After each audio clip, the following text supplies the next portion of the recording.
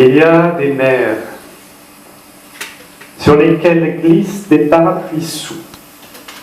Ils sont des milliers à boire l'écume. Ils tournent sur leur centre retourné. Ils sont les épaves d'un temps qui goûte, d'un temps qui se moque du reflet des coquillages, le temps des parapluies. Moi, j'étais sur un de ces cadavres vernis. Je manœuvrais avec un vent qui hurle et les vagues lui répondaient. Et dans ce vacarme qui me noyait, je me répétais, je me sens seul, mais les poissons volants aussi sur moi. L'astre disparaissait à l'horizon, avec pour finale un brasier vers lequel semblaient disparaître tous ces longs becs retroussés. Tu as peur ? Mon parapluie venait de m'adresser la parole. Mais ce qui m'a surpris, c'est qu'il avait une voix de chaise. Et pour un parapluie, je ne savais pas si c'était un accent territorial ou si le littoral des trottoirs de rue lui manquait. Bon, en tout cas, j'ai pas peur. Mais je me demande juste, après l'horizon, quelle perspective je vais avoir. Tiens, regarde, c'est Bambert. Et je me tournais vers la direction où le pointait son nez. Et voilà un autre parapluie, bec retroussé, les coutures précises, mais avec quelques plis. L'usure de la chute dégoûtante. Oh, le temps est mauvais, c'est bon pour nous. Comment va cousin Juste ? Il a voyagé jusqu'aux îles Brumées et il est devenu l'idole d'une tribu d'ornithologues.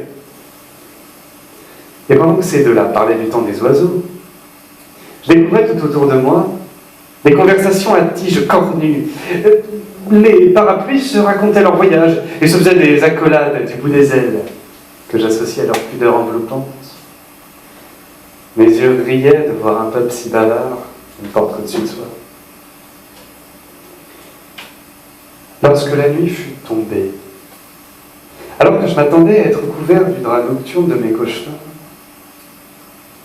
j'ai vu des yeux s'allumer sur le bec de chacune de ces ailes cousues. La mer elle-même semblait s'être enflammée.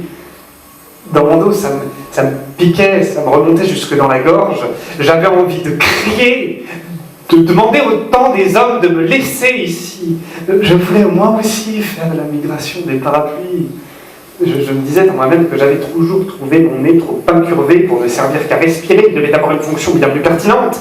Eh bien, je le savais, désormais, je n'étais qu'une tête blottie au creux de mains sèches et de regards mouillés. Mais déjà, le vent, trop pressé d'arriver, est monté sur ses grands chevaux. La mer s'est envolée, ou plutôt toutes les lumières de la mer, et moi avec. J'étais nez à nez avec mon compagnon. Tes rêves sont trop lourds, je ne peux pas t'emporter avec moi. Il avait raison, on n'était pas assez vite.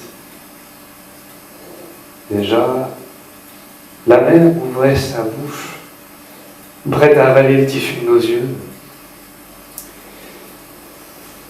J'ai lancé un rire dans les airs. J'ai glissé mon nez contre le nez de mon compagnon. Et dans cette étreinte au parfum d'adieu inavoué, j'ai lâché prise. Les lumières s'éloignaient. Je redoutais les bras des eaux. Je savais que les vagues sont des femmes jalouses. Ils riaient. Ils riaient tous très fort. Tous les parapluies riaient, ils me disaient au revoir. Ça me brûlait les yeux. Et dans ma chute au bout de Seine, j'ai pensé que le soleil aurait pu avoir un goût de miel.